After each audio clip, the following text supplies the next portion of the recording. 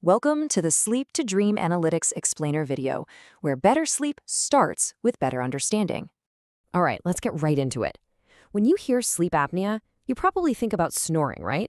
About waking up feeling tired. But what if it's something way more sinister?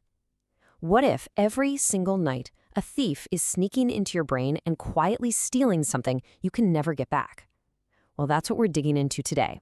How obstructive sleep apnea is pulling off a nightly heist on your mind. And this is the central mystery we're trying to solve.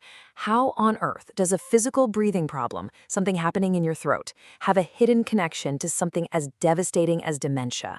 It sounds crazy, but the link is real, and it's something we all need to understand. So, first things first.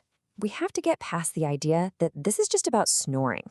We know OSA makes you tired, sure, but the consequences that spill over into your waking hours, they are so much more extensive and, frankly, more dangerous than just feeling a little groggy.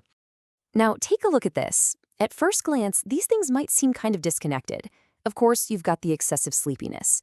But that sleepiness directly leads to a massive spike in traffic accidents. It absolutely tanks your focus and efficiency at work or school. It can even put a huge strain on your relationships and just, drain the color from your life. These aren't minor things. These are huge, real-world impacts. And just how serious are we talking here? Well, some studies have found that people with OSA can be up to 13 times more likely to get into a car crash. Just let that sink in for a second. 13 times.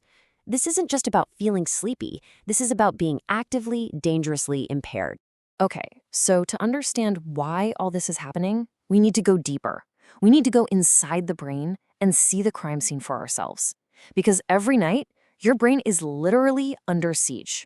So first, a quick definition of what's actually going on. OSA happens when the muscles in your throat relax too much during sleep and your airway collapses. This block stops you from breathing, sometimes for 10, 20, 30 seconds, and it can happen hundreds of times a night. Your brain then has to shock you awake just enough to gasp for air, and then that horrible cycle starts all over again. And that whole process creates two main culprits, two partners in crime responsible for all the damage.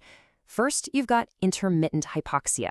It's a fancy term, but it just means your brain is being repeatedly starved of oxygen, then flooded with it over and over. It's like forcing your brain to hold its breath all night long. The second culprit is sleep fragmentation. All those little emergency wake-up calls prevent you from ever getting into the deep, restorative stages of sleep. The very stages your brain desperately needs to clean house and lock in memories.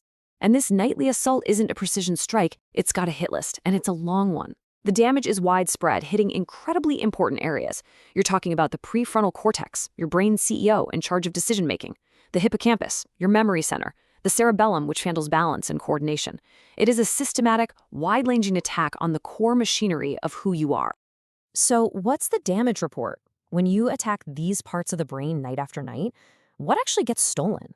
This is the cognitive fallout. The leading theory is called the prefrontal model, and the easiest way to picture it is like this.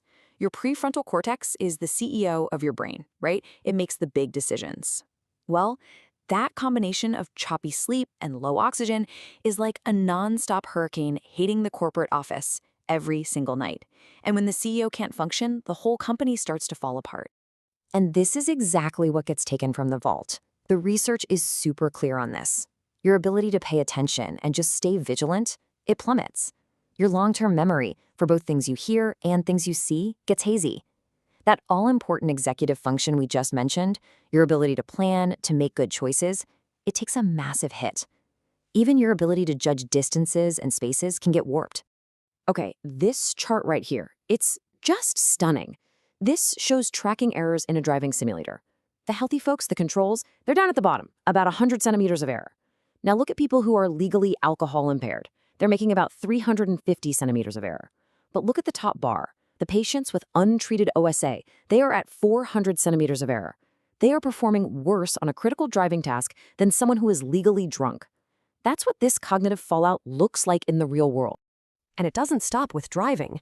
The data shows that OSA patients are an incredible 20 times more likely to have problems performing boring but important tasks at work. 20 times. This is a profound level of impairment that can touch every single part of your daily life. All right, so far it sounds like the brain is just a passive victim, right? Just taking a beating night after night. But here's the twist in our story. The brain isn't just taking the damage, it's fighting back. There is a literal war going on inside your head every single night. Think of it as a nightly civil war with two opposing armies. On one side, you have the maladaptive or destructive process. That low oxygen triggers what's called neuroinflammation, a toxic inflammatory response that damages and kills brain cells. But and this is fascinating, on the other side, you have an adaptive or protective process. It's called ischemic preconditioning. The brain actually starts to adapt to the low oxygen, trying to make itself tougher and more resilient to the damage. So the big question is, who wins this war? As the research says, the outcome is different for everyone. It really depends on how long you've had OSA, your genetics, your overall health, all these individual factors. And this explains so much. It's why two people with the same level of sleep apnea can have totally different symptoms. The tide of their internal war is just different. So if there's a war going on, how do we send in the cavalry? How do we help the good guys win? Well, that brings us to treatment and what we can actually do to fight for our brains.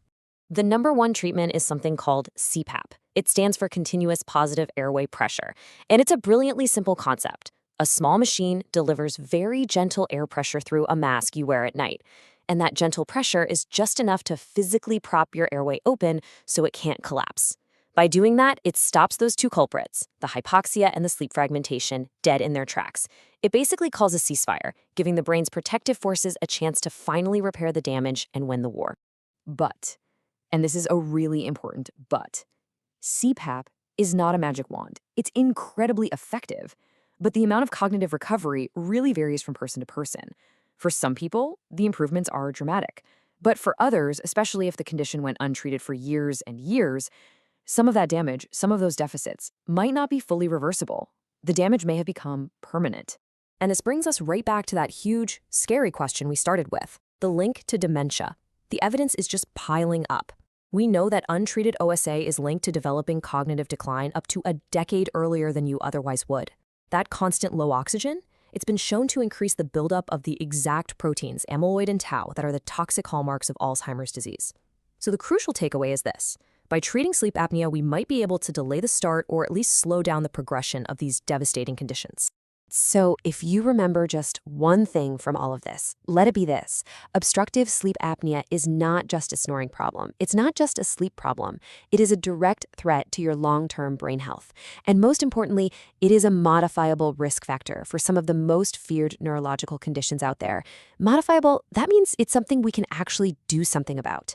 Which leaves us with one final powerful question to think about. When we talk about brain health, we think about diet and exercise and doing puzzles. But maybe we're missing one of the biggest pieces of that puzzle. Could it be that treating your sleep tonight is one of the single most important things you can do to protect your brain for all of your tomorrows?